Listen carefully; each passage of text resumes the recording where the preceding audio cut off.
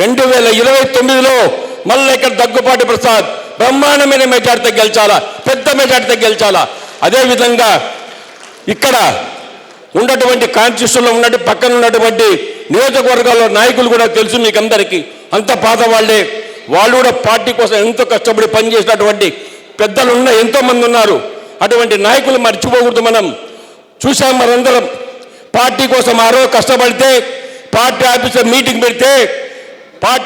Meeting పెట్టి పబ్లిక్గా నడి బజార్లో పార్టీ కార్యాలయంలో పరిటాల రవిని హత్య చేసింది ఈ దుర్మార్గులు కూడా. అది అడుగుతున్నా,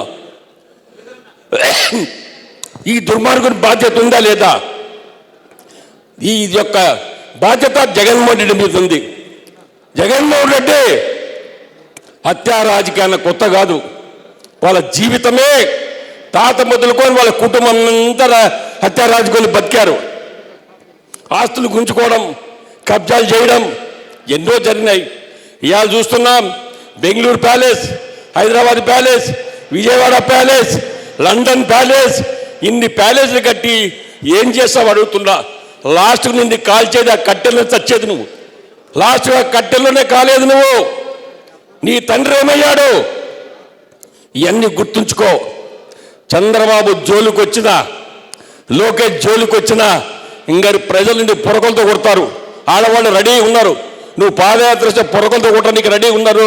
కాబట్టి దయచేసి పాదయాత్ర మానుకో. ఎందుకే నీ ముఖానికి పాదయాత్ర? ఏం చేశావు రాష్ట్రానికి? ఒక్క పరిశ్రమ తెచ్చావు అడుగుతున్నా.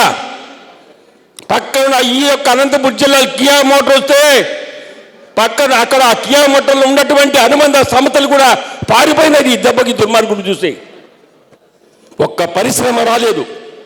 ఉన్న పరిశ్రమలన్నీ బయట పోయినాయి. కాబట్టి నువ్వు అనర్హుడవు. నీ పార్టీ అవసరం. ఖచ్చితంగా నువ్వు ఆంధ్రప్రదేశ్లో నువ్వు పనికిరావు అని చెప్పి చీకొట్టారు. నీ పార్టీ రద్దు చేసుకొని ఎక్కడో మళ్ళా కర్ణాటక పోయి అక్కడేమన్నా పార్టీ నడుపు, కానీ ఆంధ్రప్రదేశ్లో మాత్రం నువ్వు అనర్హుడు అని నేను తెలియజేస్తూ ఉంటా. కాబట్టి కార్యకర్తలందరూ విజ్ఞప్తి చేసేదేమంటే కష్టపడి పని చేయండి.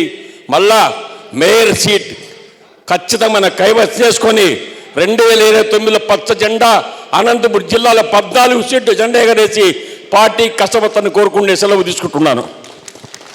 ధన్యవాదాలన్నా.